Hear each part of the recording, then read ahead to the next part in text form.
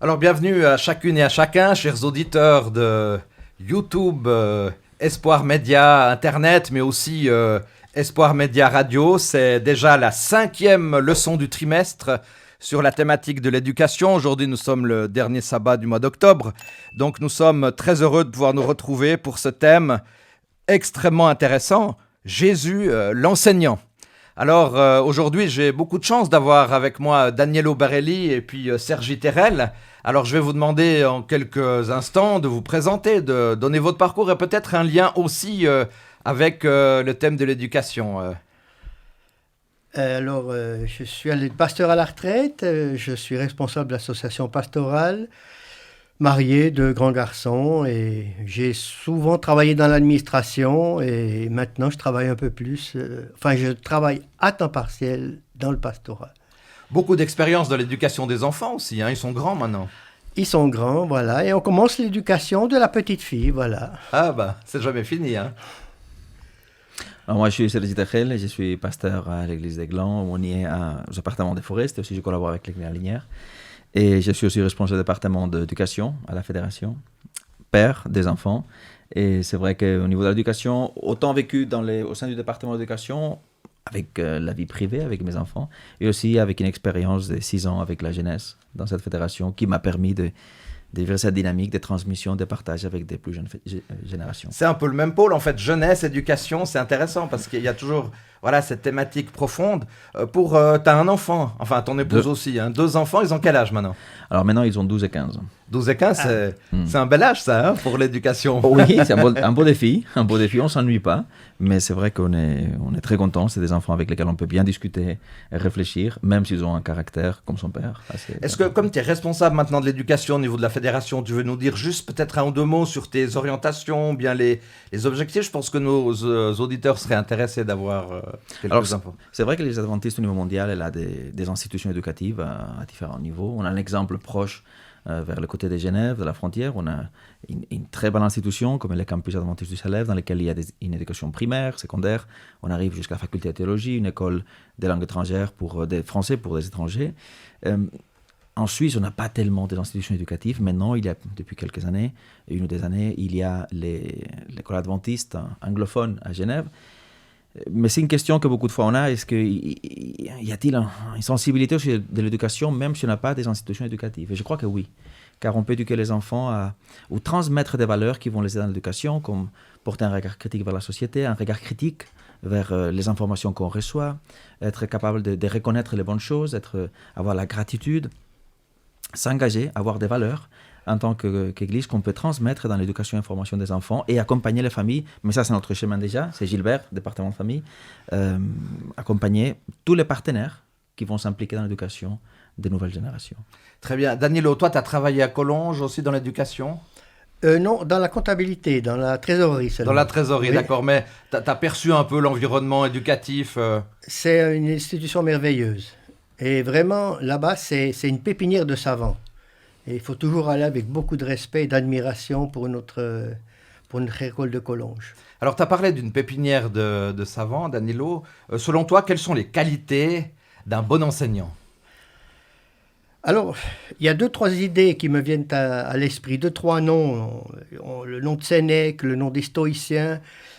Des stoïciens qui ils essayaient de créer chez l'homme, de développer un esprit critique, de donner des outils à la personne pour qu'elle puisse faire face aux problèmes de la vie. Alors ça, je trouve ça extraordinaire. Donner la possibilité de réfléchir par soi-même. Et puis, bien sûr, on s'est aperçu que le corps est faible, il y avait des vices, mais les vices des stoïciens, c'est dormir tard le matin, c'est être intempérant, manger trop. Alors, par certaines disciplines de l'esprit et du corps, on peut corriger cela. Et Montaigne, il l'a bien théorisé. Il était contre la coercition éducative, mais il a développé une autre vision. Et sa vision, c'était que l'accumulation du savoir doit se faire par la réflexion et pas par la répétition des choses. Et l'exemple qu'il donne, une parabole ou une histoire, je ne sais pas, c'est les abeilles. Elles butinent différentes fleurs, ça produit le miel. Les fleurs, c'est les sciences. Alors, je butine toutes ces sciences et le miel, c'est un bel esprit que j'aurai. Alors, le bon enseignant, c'est celui qui reste élève toute sa vie et qui devient enseignant en partageant son savoir et son expertise, ce qu'il a accumulé. Il reste élève tout en enseignant. Merci de ces réalités, donc savoir qu'on est toujours des élèves, j'espère des bons élèves. Alors Danilo, tu as parlé des stoïciens. Sergi, j'aimerais te demander, selon toi, pourquoi est-ce que Jésus était un très bon enseignant ? Parce que je vois qu'il arrivait à rejoindre chaque personne, chaque individu avec une approche qui continue à inspirer aujourd'hui. Je trouve qu'il y a, évidemment, entre l'enseignant et l'élève, il y a une asymétrie qui est palpable. C'est lui qui connaît, c'est lui qui ne connaît pas. C'est lui qui peut transmettre, c'est lui qui va recevoir. Il y a une asymétrie qui est indiscutable. Mais lui, il n'a pas laissé que cette asymétrie prenne le dessus sur la personne. Il avait un but, il avait une mission, sauver l'humanité, mais il n'a jamais laissé que cette mission prenne le dessus ou soit plus importante que la personne qu'il avait en face. De la même façon, il n'a pas laissé que les personnes qu'il avait en face soient plus importantes que le but qu'il avait. Et c'est d'un côté l'élément qui a permis qu'il garde tous les sens, et en même temps toute l'authenticité pour être à l'écoute des personnes, répondre aux personnes, les besoins qu'ils avaient, et en même temps accomplir son but. Et je crois que c'est important de respecter l'autre quand on enseigne. Ouais.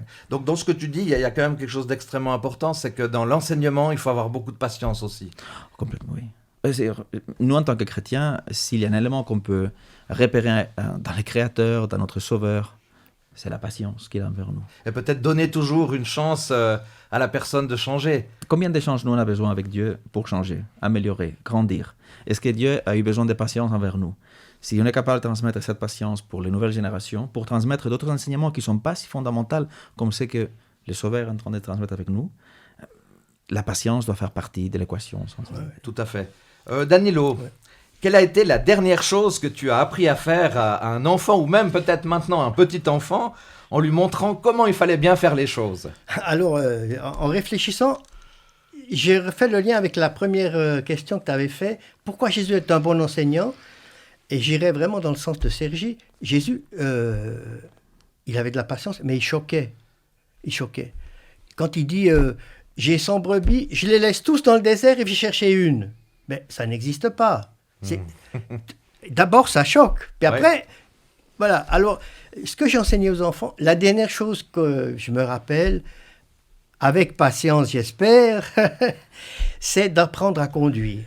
On habitait près du... C'était des pistes, ce pas des routes. Alors, je leur ai appris sur la piste à conduire en marche arrière. Et j'ai dit, si vous arrivez à dominer la piste en marche arrière et à tourner, vous arrivez à aller n'importe où après. C'est ça que je me rappelle, la dernière chose que j'ai appris. Ma femme va rigoler parce que je lui ai appris, j'ai essayé en tout cas de lui apprendre un peu à conduire, et puis la première chose que je lui ai appris, c'est d'aller dans une pente à 10 degrés pour travailler avec le frein. Alors elle s'en souvient encore. Alors comme première leçon, comme première leçon, au niveau là, il y avait mieux à faire au niveau pédagogique. Toi Sergi, par rapport à tes deux enfants là qui ont 12 et 15 ans, est-ce que tu te rappelles la dernière chose que tu as pu apprendre vraiment à leur ? Alors étant donné que dans la maison, on aime beaucoup discuter et parler, et un des éléments dernièrement que j'ai partagé avec eux, c'était les besoins de faire la différence entre écouter et entendre. Prendre le temps d'entendre. Car il y a des fois dans lesquelles, quand on est dans une discussion, je ne sais pas si vous avez vécu ça, vous entendez parler et vous voyez que l'autre, ou même vous-même, vous rentrez dans ces jeux dans lesquels vous écoutez mais vous n'entendez pas.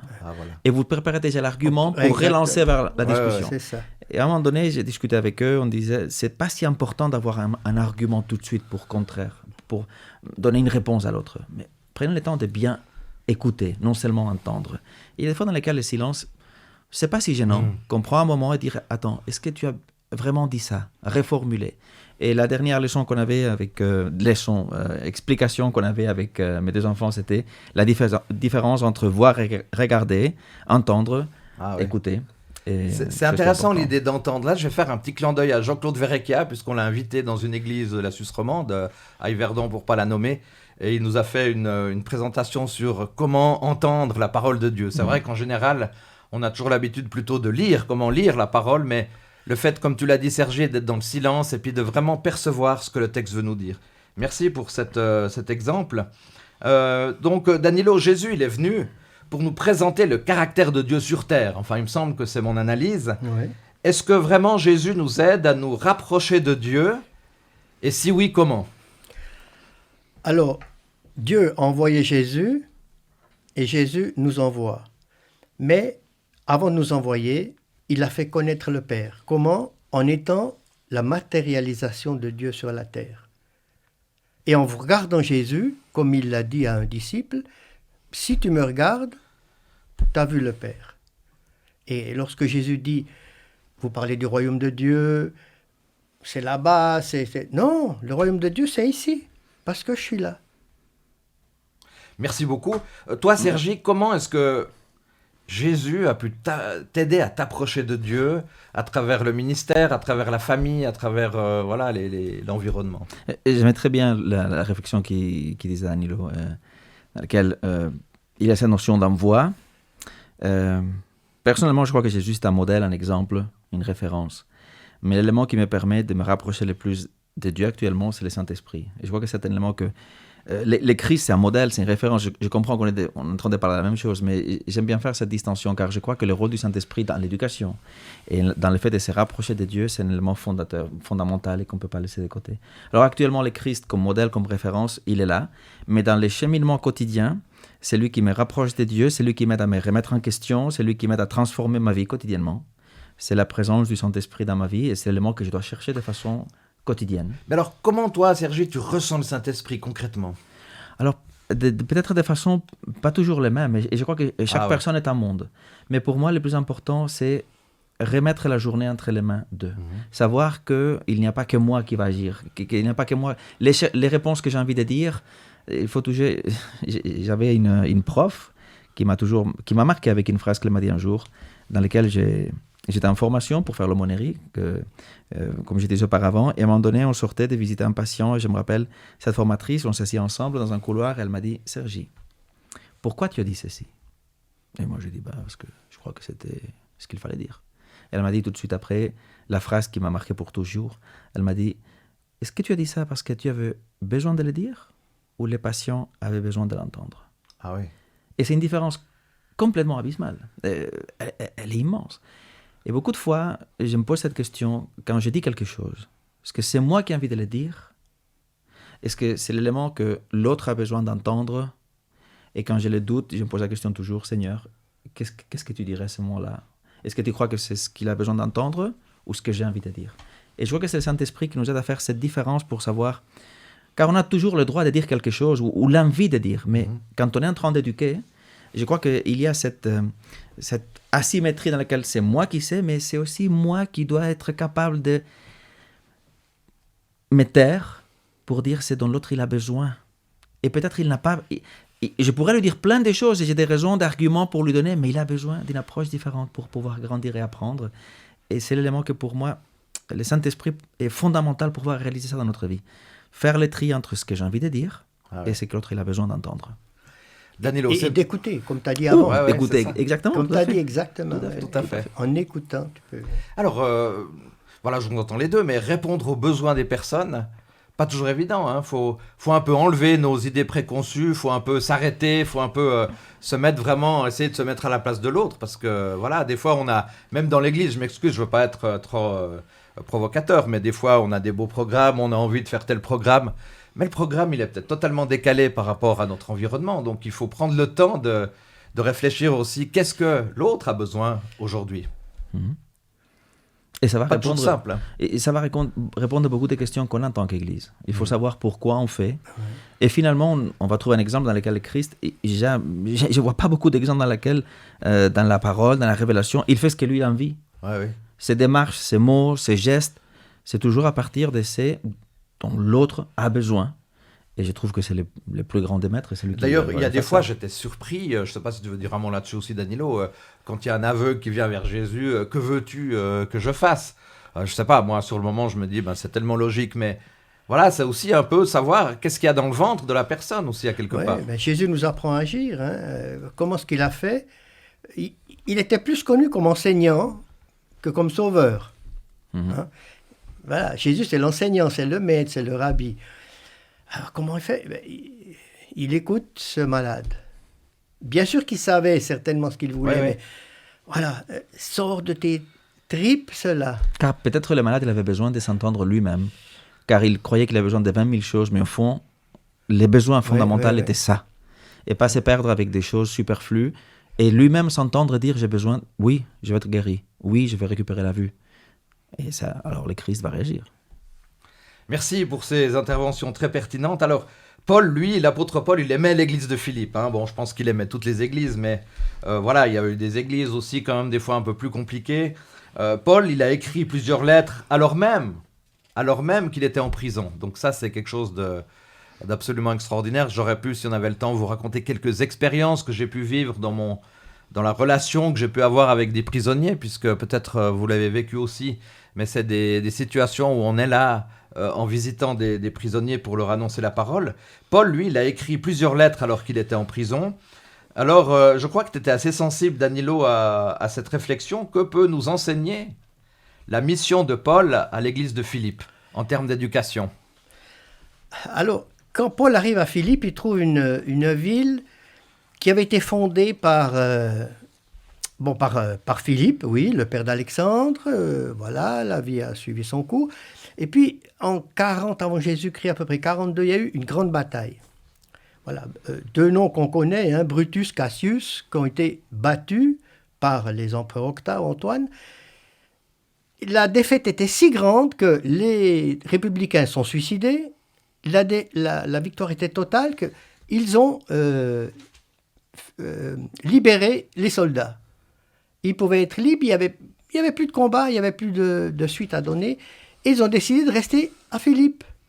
Donc des gens qui étaient forts, qui avaient travaillé longtemps, qui avaient gagné pas mal d'argent, et ils ont décidé de faire de Philippe une petite Rome, où on s'amusait bien, où il y avait aussi une grande bibliothèque, c'est vrai, où il y avait des jeux, des cercles de jeux, on a trouvé sur les dalles encore des petites, pour jouer aux billes, là, des petites marques. Et quand Paul arrive là, Paul, Silas, Timothée, Luc, voilà, je dis bien, c'est important de ça, ils étaient 4. Il n'y avait rien. Il y avait beaucoup de religions, mais il n'y avait même pas de synagogue. Et quand ils vous ont voulu adorer, le samedi, ils ont dû aller dehors de la ville, près de la rivière. Et là, c'est extraordinaire. Il y avait des femmes. Mais il y a une femme, Lydie. Lydie, c'est la directrice d'une maison de couture. Lydie, c'est Coco Chanel. Elle faisait des vêtements de luxe. Elle avait trouvé avec la pourpre. Elle travaillait pour la cour des grands. Mm-hmm. Et Paul va habiter après dans une maison de couture avec ses 4 gaillards. Hein. Faut pas oublier. Elle les reçoit là.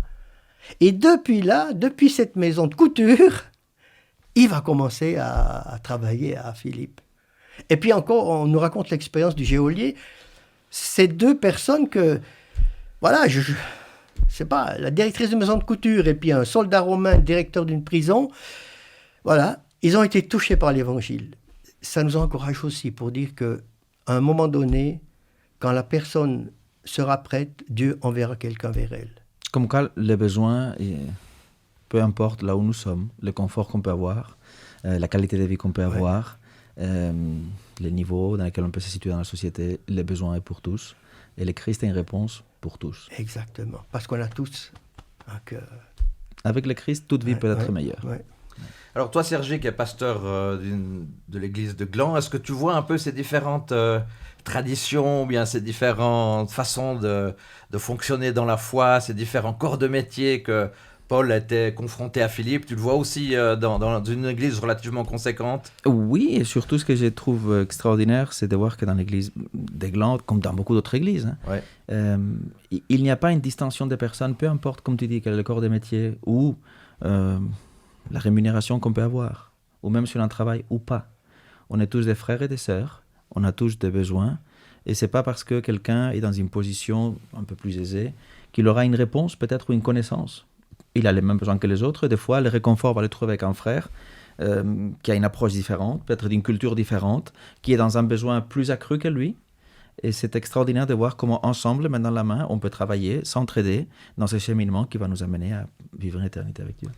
Merci beaucoup. Alors tout à l'heure, tu parlais de ça justement aussi, Danilo, Paul à Philippe. Alors il faut savoir, en gros, que Paul, il a aussi séjourné à Rome, à peu près dans les années 60 à 63 de notre ère.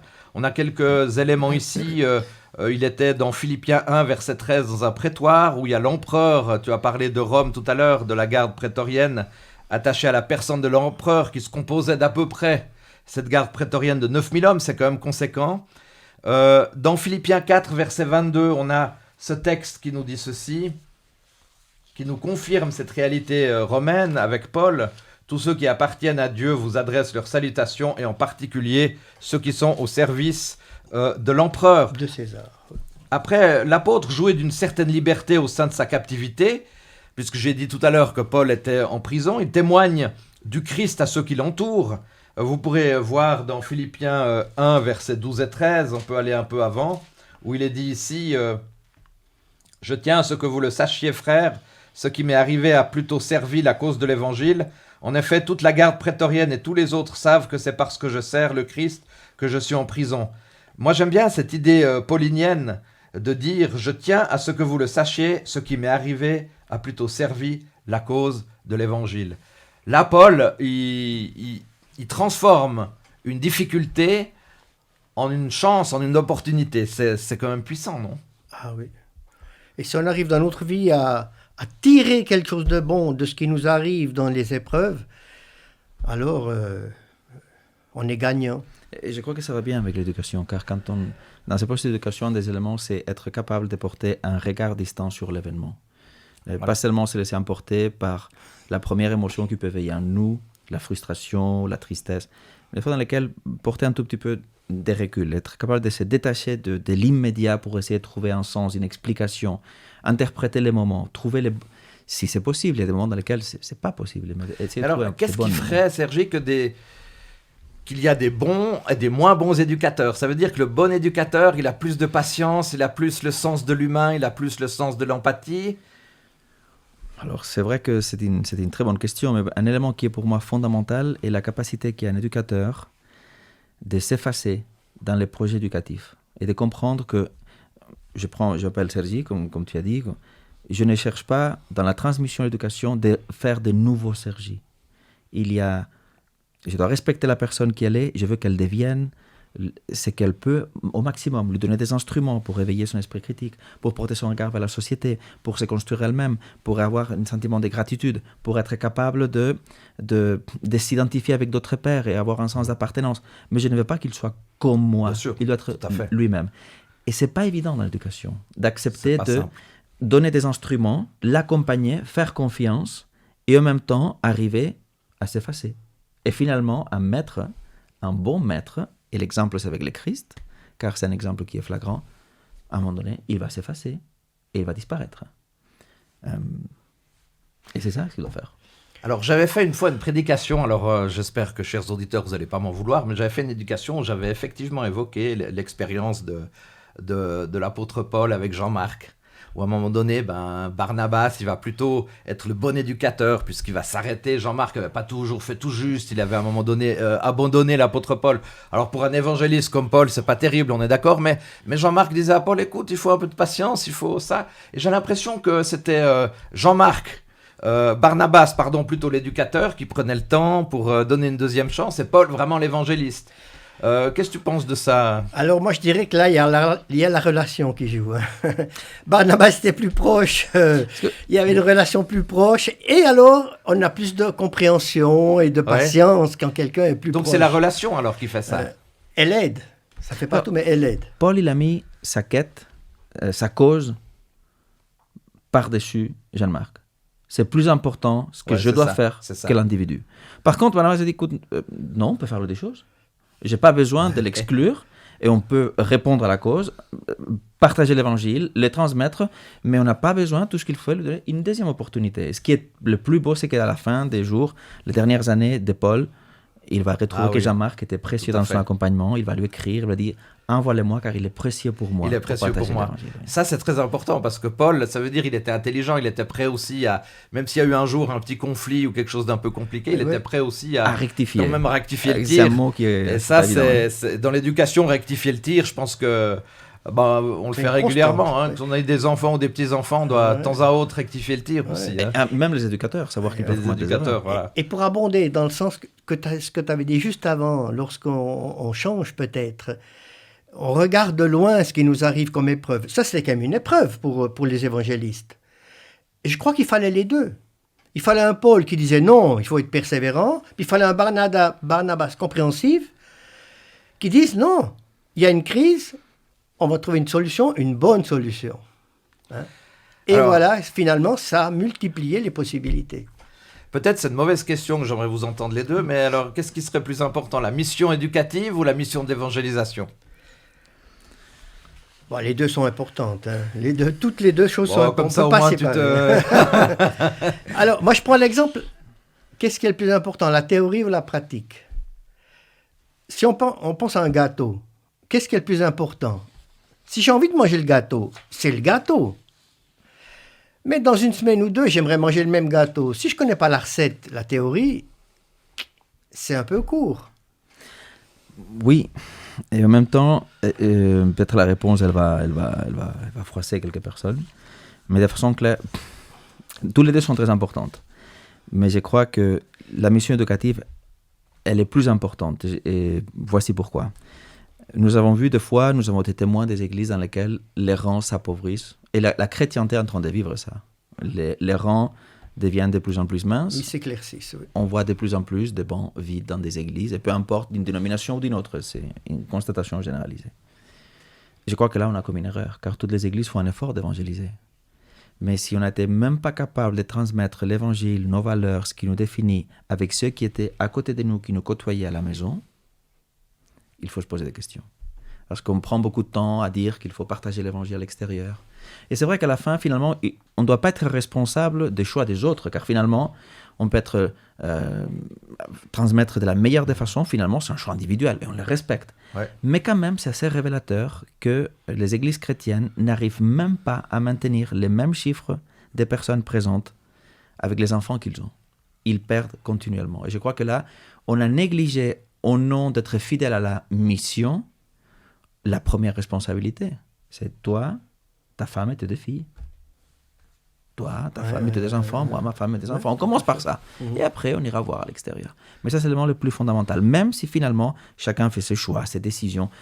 Mais si, en tant qu'Église, on aurait mis plus l'accent sur l'élément de l'éducation, la transmission, et pas seulement une question des pères-enfants, mais aussi des communautés, de prendre soin de nos jeunes, de les écouter, de les aider à grandir, de les respecter dans son chemin. Combien de fois Dieu nous a respectés quand on a fait, on disait, rectifier? Combien de fois on a dû rectifier avec le Seigneur, nous individuellement? Si on devait être honnête, on ne finirait pas de faire la ligne. Mais j'aimerais vous demander, les deux, vous pouvez intervenir, mais j'aimerais vous demander, dans ce que tu dis, Sergi, c'est intéressant par rapport aux priorités, mais est-ce que l'évangélisation ne doit pas se faire aussi à l'intérieur de nos propres familles ou même de notre propre Église? À force de toujours dire, nous, on a tout compris dans l'éducation, dans ce qu'il faut faire dans l'Église, on va maintenant faire un travail à l'extérieur. Est-ce que ce travail, qu'on pourrait dire d'évangélisation, n'est pas à faire à l'interne aussi? Pour moi, transmettre la foi commence à l'interne. Voilà. Sans aucun doute. Et tu pourrais peut-être dire un mot. Dans les pays où on a développé beaucoup l'éducation, est-ce qu'il n'y a pas une différence entre les membres d'Église, les jeunes qui restent plus volontiers dans l'Église? Alors, il y a tout un grand défi, mais c'est vrai que plus on a des partenaires externes à la famille qui nous aident dans l'éducation, à partir d'éléments qu'on partage les mêmes valeurs et principes à la fois, plus c'est facile que les jeunes continuent dans leur rang. C'est pour ça que c'est très important que les jeunes participent, par exemple, aux activités qui fait la Genèse. Ici, on a un exemple, la Genèse adventiste avec Pierrick. C'est quelqu'un qui... Il y a le travail qui font les familles, il y a la Genèse qui travaille, mais il y en a aussi des institutions éducatives ou des éléments parallèles qui peuvent aider, ou des personnes dans la communauté qui s'engagent avec un travail de mentor avec les jeunes. Plus on a des partenaires, plus c'est facile que les jeunes, car on le sait, on a des enfants et des fois, nos enfants, même s'ils nous aiment beaucoup, mais ils contestent. C'est que, tout justement, c'est mon père ou ma mère qui me dit. Et le fait de contester, avoir une vision différente, s'il n'y a que le père et la mère qui transmettent la foi, et il n'y a pas une diversité dans la même foi auquel ils puissent s'accrocher. Mais s'ils trouvent, par exemple, que peut-être il y a quelqu'un dans l'église qui a une approche un peu différente, complémentaire avec les parents, mais avec lequel il peut s'identifier sa foi et grandir dans la foi avec, c'est quelque chose qui va nous aider. Et le processus éducatif, ce n'est pas seulement une affaire de père, mère, enfant, ce n'est pas seulement une affaire d'école et enfant, c'est aussi une affaire de, et on devrait le dire, église et enfant, et membres engagés pour les jeunes qu'ils puissent grandir. Toi, Sergi, qui est responsable d'éducation, j'ai entendu une statistique qui m'a un peu effrayé la semaine passée, c'est qu'aujourd'hui, dans l'église, il n'y a plus que 50% de membres qui lisent vraiment leur Bible. C'est lié à quoi ça? Alors, c'est lié peut-être à...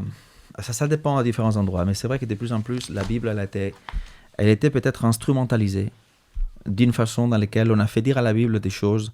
On a tous vu ou on a entendu cette façon de transmettre ou évangéliser ou faire une étude biblique dans laquelle on pose une question et avec une pince, on va à la Bible, on prend un verset biblique et voici la réponse. Tout fait.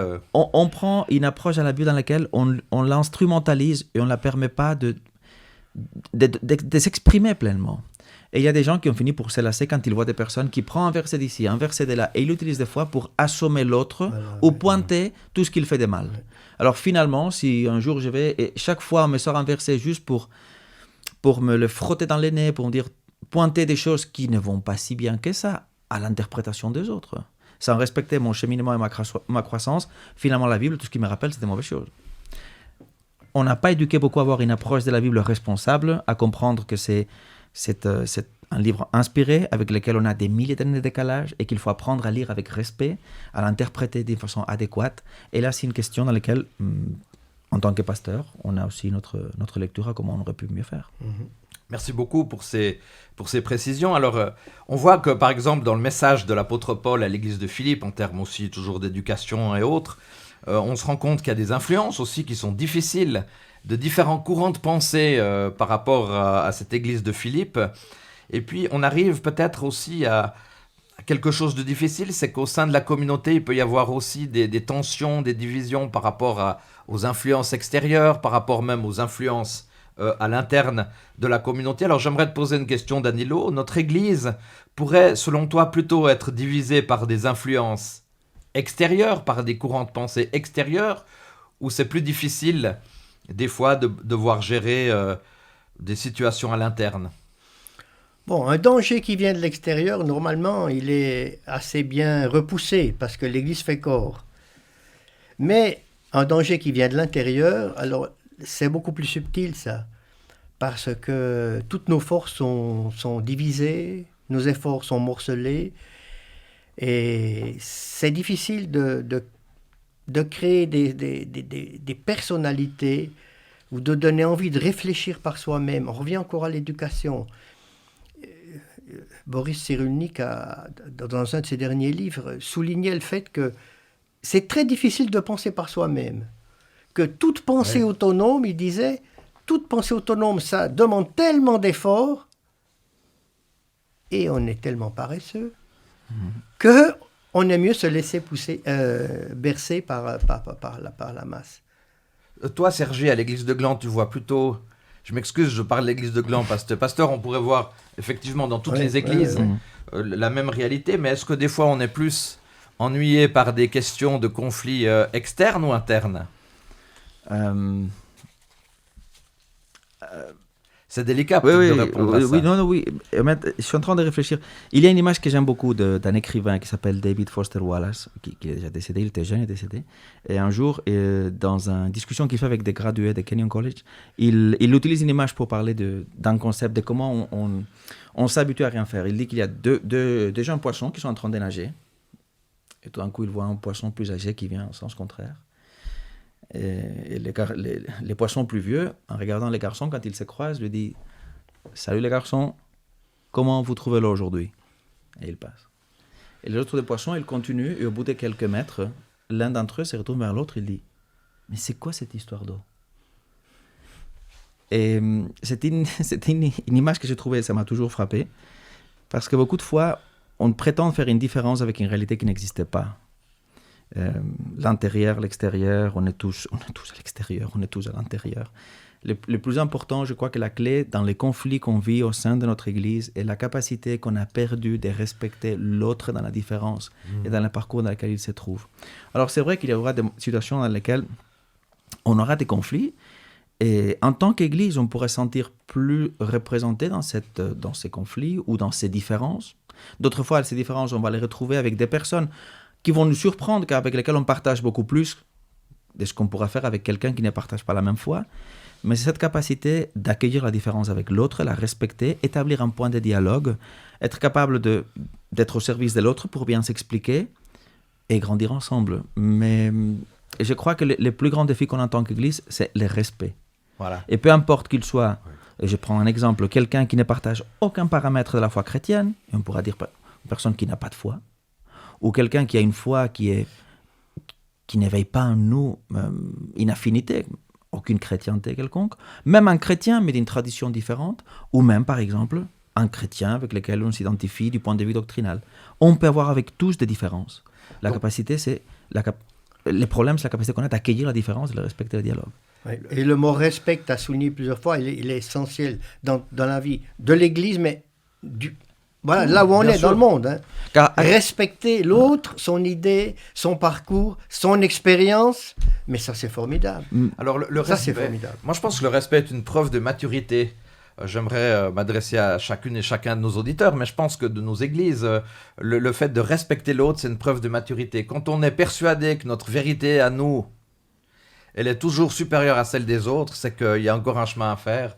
Et je pense que l'apôtre Paul parlera du petit lait maternel. Moi, je m'en excuse, c'est pas une grosse provocation, mais je pense que c'est beaucoup de maturité, de pouvoir vraiment, et puis d'humilité surtout.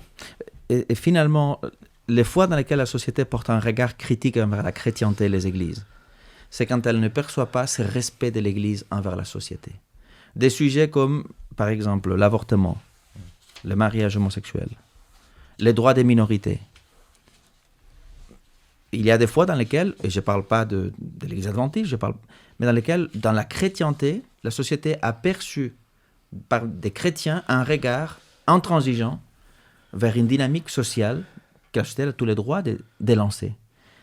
Peut-être si on aurait porté un regard plus respectueux, plus dialoguant, on aurait un regard différent vers nous. D'ailleurs, on parle de Jésus l'enseignant, mais quand ce Jésus l'enseignant s'était un peu énervé, où on se dit, tiens, il était quand même de temps en temps en colère, c'est quand il était opposé à cet esprit exclusiviste des pharisiens qui avaient pourtant une très bonne connaissance de la parole, mais je l'ai pas vu s'énerver contre des personnes qui avaient besoin d'en savoir davantage et qui étaient dans une situation complexe aussi pour l'espérance. Même qui avait un style de vie assez contraire à ses enseignements. Ah oui, bien sûr. Alors là, le temps avance malheureusement, vous voyez comme c'est passionnant de pouvoir partager la parole ensemble. Dans l'épître de Paul aux Philippiens, au chapitre 2, versets 1 à 11, on ne va pas lire tous ces versets, vous pourrez les lire chez vous. Mais au verset 1, il est dit, n'avez-vous pas, Paul s'adresse à l'église de Philippe, n'avez-vous pas de l'affection et de la bonté les uns pour les autres? Alors j'aimerais vous entendre là-dessus. J'ai l'impression que si à l'église de Philippe, ça pouvait être une question, une vraie question, autour de nous, dans nos églises aussi, pourquoi est-ce que ce n'est pas forcément toujours une réalité dans l'église d'avoir cette affection les uns pour les autres? Car on se donne le droit, dans l'autel de la fidélité, d'offrir l'autre en tant que sacrifice. On se donne le droit de faire de l'autre une victime parce que nous, on est fidèles. Ouais. C'est terrible ça quand même, ce constat, Danilo, non? Bon, tu as lu ces mots de l'apôtre Paul, bonté et affection. Voilà. Et l'apôtre Paul a souffert, comme nous souffrons, d'un manque de bonté. Quand on pense, après sa conversion, plusieurs années après, il est allé à Jérusalem pour voir les amis de Jésus, entre guillemets les meilleurs, les plus saints des chrétiens, les apôtres, et les dirigeants d'église. Ils ne l'ont pas reçu. Ouais. L'apôtre Paul dira, seul Pierre m'a reçu 2 semaines à la maison. Pierre. Et puis il a dit, comme ça, il a dit, Jacques m'a vu. Comme s'il s'excusait presque. Mais les autres disparus. Pas d'affection, pas de bonté, pas d'hospitalité. C'est incroyable ça. C'est incroyable. Alors moi j'aimerais partager une pensée de l'abbé Pierre. À l'abbé Pierre, tout le monde connaît. Hein. D'ailleurs pour l'abbé Pierre, je vais juste raconter une petite anecdote. Une fois, l'abbé Pierre, vous savez qu'il a... l'hiver 54, je crois, il a construit beaucoup de cabanes pour les sans-abri. Et puis, il y avait une personne un jour qui était vraiment désespérée. Puis, il a juste passé vers l'abbé Pierre. Puis, il a dit, voilà, moi, je vais m'ôter la vie, j'en ai marre. L'abbé Pierre a dit, tu fais ce que tu veux. Mais j'ai besoin de toi au moins pour 2 jours. Tu peux t'ôter la vie dans 2 jours si tu veux, mais pendant 2 jours, j'ai besoin de toi. Et puis, ils ont construit une maison, une autre maison. Après, l'abbé Pierre a dit, notre mandat est gentiment fini. Puis la personne qui voulait s'ôter la vie dit à l'abbé Pierre, mais est-ce qu'il n'y aurait pas encore une maison à construire, etc. Puis à la fin dans la finitude de tout ça, voilà, ils allaient se séparer. Alors, il disait rien. Celui qui voulait s'ôter la vie disait rien de spécial. Puis l'abbé Pierre a dit, alors voilà, c'est bon, qu'est-ce que tu veux faire maintenant Et puis il dit rien de spécial. Alors l'abbé Pierre lui dit, tu m'avais pas rappelé, tu m'avais pas dit que tu voulais faire quelque chose. Il dit, ah non, mais maintenant, la vie est tellement belle d'avoir pu construire des cabanes avec toi. Donc vous voyez, l'abbé Pierre nous dit, vivre une vie chrétienne authentique, ce n'est pas rechercher le bonheur à tout prix, c'est chercher à aimer, quel qu'en soit le prix à payer. Un exemple d'éducation. Ça c'est, vous êtes d'accord, c'est un exemple d'éducation extraordinaire. Oui. Il accompagnait l'autre dans où il avait besoin, tous les chemins. Alors il y a aussi dans ce texte, donc toujours dans Philippiens 2, versets 3 à 5, à un moment donné, il est fait référence au fait qu'il ne fallait pas avoir d'esprit de rivalité, pas se mettre en avant, considérer les autres comme plus importants que soi-même. Oui, mais alors, est-ce que c'est vraiment possible tout le temps, à considérer les autres supérieurs à soi-même? Est-ce qu'on n'est pas en train de jouer petit bras, là? Dans certains domaines, les autres seront toujours supérieurs à nous-mêmes, de toute façon. Il faut aussi reconnaître leurs qualités. Ouais. Mais ça ne veut pas dire non plus qu'on doit s'enfoncer. Non. Mais ce n'est pas parce que je connais dans l'autre. Et je crois que quand la piété implique quelque chose. Un homme pieux veut dire qu'il porte un regard vers lui le plus objectif possible. Et il découvre en lui des faiblesses qu'évidemment on ne découvre pas dans l'autre. Et c'est très facile que lui, conscient de ses faiblesses, de ses limites, de ses péchés, de tout son chemin à parcourir, il ne va pas les voir dans l'autre. Alors c'est évident qu'il verra l'autre comme plus, peut-être pas avec les failles que lui il a, qu'il va avoir une perspective comme quoi l'autre il est supérieur à lui, tout en sachant qu'aux yeux de Dieu, nous sommes tous égaux. Alors ce qui est extraordinaire aussi dans la suite de ces versets, c'est que dans le terme Jésus l'enseignant, dans ce texte de Philippiens 2, versets 6 à 11, Jésus nous montre qu'il n'y a pas d'égalité avec Dieu, qu'il est dépouillé, qu'il est serviteur, qu'il est obéissant jusqu'à la mort, que Dieu l'a élevé. On dit toujours que Jésus, en fait, il n'est pas venu pour être servi, mais il est venu pour servir. Et dans le leadership actuel, j'ai l'impression personnellement que le vrai leadership, c'est aussi de servir l'autre. Qu'est-ce que vous pensez? C'est ça, la véritable humilité, c'est ça. C'est servir l'autre. La véritable humilité, c'est descendre pour remonter. Jésus est descendu du ciel pour nous monter au ciel. Ça, c'est l'humilité. Monter quelqu'un. Saint Irénée a dit la gloire de l'homme. La gloire de Dieu, c'est l'homme debout. C'est l'homme debout. J'aime beaucoup cette pensée.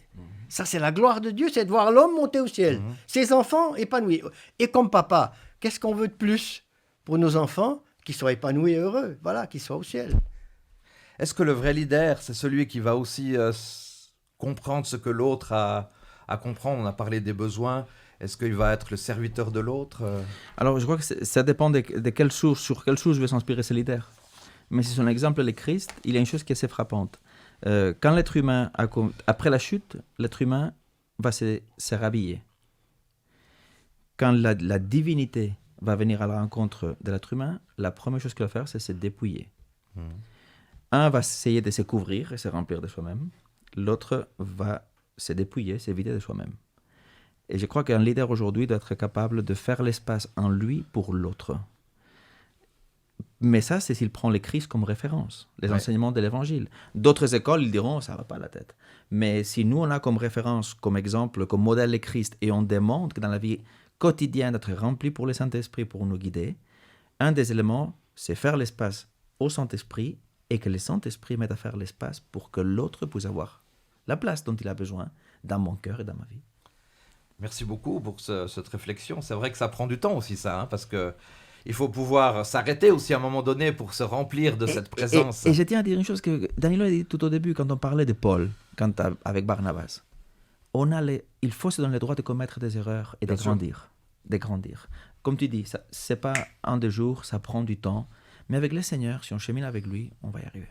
Danilo, dans quelle situation actuelle encore aujourd'hui on peut nous trouver où le fait de nous humilier pourrait constituer un témoignage puissant pour refléter Christ aux yeux d'autres personnes? Quand je pense à humilier, c'est un mot que voilà. Il y a peut-être faut utiliser un autre terme. Quand je pense à humiliation, je pense à l'exemple du Christ et pour moi c'est un exemple lumineux. Voilà. Et il nous porte au ciel, il nous porte sur le chemin de la victoire, il nous porte dans ce qui est bien. C'est pas écrasement. Voilà. Et ce qu'on voit bien, ça c'est vrai autour de nous, c'est des fois on écrase les pauvres, on leur marche dessus. Voilà, socialement, c'est terrible ce que la terre vit. Ça c'est vrai. Mais voilà, ça c'est une chose. Mais quand on parle humilité et Christ, moi je vois quelque chose de lumineux. C'est la lumière, il me porte au ciel. Et moi je porte les autres avec moi, ceux qui viennent avec moi aussi. Il faut avoir un but, comme il dit. Le fait de s'humilier, c'est la notion de servir pour moi avec un but. Et le but, ce n'est pas moi. Le but me transcende, c'est l'autre. Quelle serait la définition de l'humilité? Pour moi, la définition d'humilité, c'est la capacité de comprendre que je suis là pour servir. Pas me servir, mais je suis là pour servir l'autre. Et en le faisant, je rencontre l'autre avec la grande A, la A majuscule. Je crois qu'il y a un élément que vous avez rappelé les deux, qui va peut-être nous tenir pour la suite de nos semaines aussi, puisqu'on arrive gentiment à la fin de notre leçon sur Jésus l'enseignant, c'est de se dire, il faut travailler sur les besoins de l'individu. Et pas seulement sur l'enseignement de l'éducation qu'on pourrait partager auprès des autres. Il faut travailler sur qu'est-ce que l'autre a besoin, qu'est-ce que l'autre pourrait... Et pour ça, on a besoin de temps, on a besoin de réflexion, on a besoin que ça mûrisse aussi. Hein. Ça ne se fait pas comme ça d'un claquement de doigts. Et c'est... Voilà. Alors, oui, vous voulez encore rajouter peut-être quelque chose par rapport à ça? Autrement, il y a ce texte de 2 Corinthiens 5, ça sera la dernière référence que j'aimerais partager avec vous. 2 Corinthiens 5, versets 16 à 21, qui nous dit « Désormais, nous ne considérons plus personne d'une manière purement humaine. Certes, autrefois, nous avons considéré le Christ de cette manière, mais ce n'est plus ainsi que nous le considérons maintenant. Ainsi, celui qui est uni au Christ est une nouvelle créature. Ce qui est ancien a disparu. Tout cela est l'œuvre de Dieu et qui nous a réconciliés avec lui par le Christ, qui nous a confié le ministère de la réconciliation. » Qu'est-ce que le ministère de la réconciliation?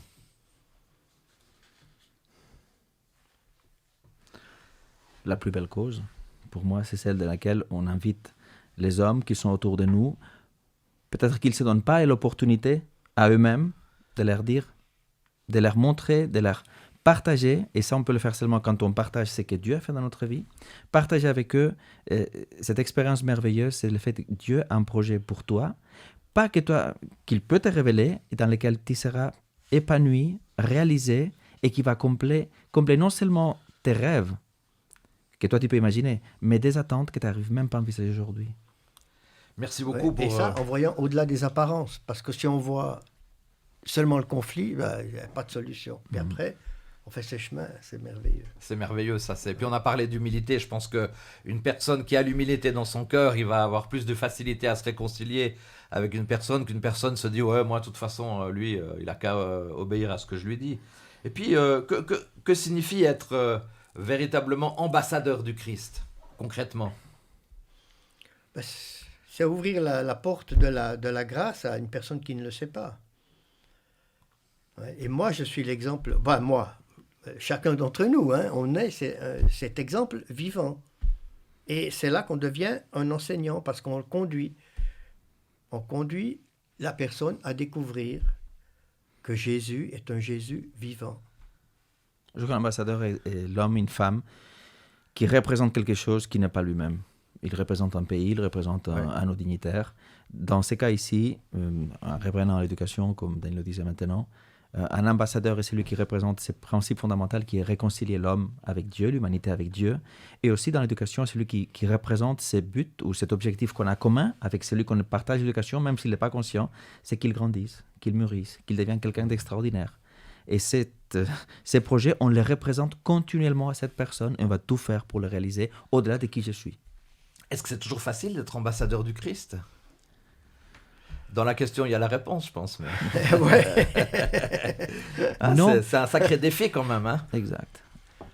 Alors, j'aimerais terminer en rappelant une expérience de Tolstoï qui nous dit un jour, il y avait une personne qui avait la main dans sa poche, mais qui n'avait pas d'argent.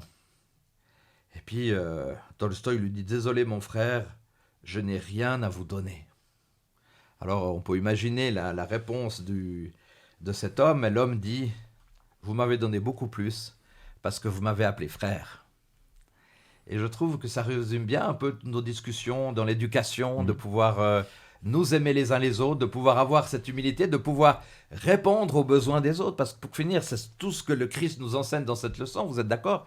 Répondre aux besoins de l'individu. Et ça, c'est pour cet homme, être appelé frère, c'est bien plus important qu'avoir de l'argent. Oui. Juste pour aller dans ce sens-là, le dimanche dernier, dans le journal préféré de tous les romans, le dimanche matin, il y avait écrit cette phrase: « Les gens ont besoin de compréhension et d'attention plus que de jugement. » C'était à la suite de quelqu'un qui est angoissé à cause de maladies, de mort et tout. Et la psychologue a écrit cela. Attention et compréhension, pas de jugement. Tout à fait. Le proverbe chinois dit « Ce que tu as crie tellement fort que j'entends plus ce que tu dis ».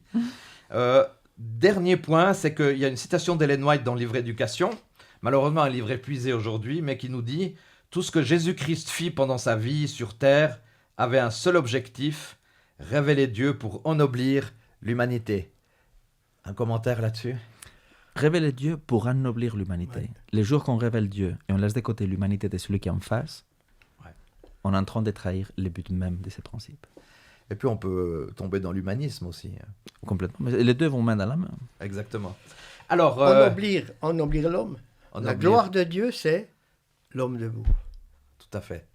Merci beaucoup. Alors peut-être juste encore un dernier mot, mais une brève définition de ce qui pour vous est le plus important de retenir de cette leçon que le Christ enseignant, le Christ qui nous donne cette velléité d'éduquer l'autre dans le respect, dans l'écoute aux besoins.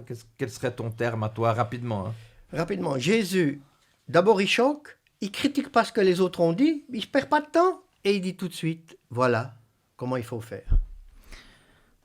Quelle confiance a le Christ, Dieu, avec chacun d'entre nous pour nous confier cette opportunité d'éduquer quelqu'un. Merci beaucoup. Alors, un grand merci à Sergi et à Danilo pour votre participation. On va se retrouver déjà la semaine prochaine. Et puis, chers auditeurs, pour la leçon numéro 6, sur le thème « Autre leçon du maître ». Donc, c'est vrai qu'on était passionnés par Jésus l'enseignant, mais vous êtes d'accord, on a envie d'en savoir plus, et puis on aura d'autres leçons du maître. Donc, merci à chacune et à chacun. Vous êtes très nombreux à nous écouter.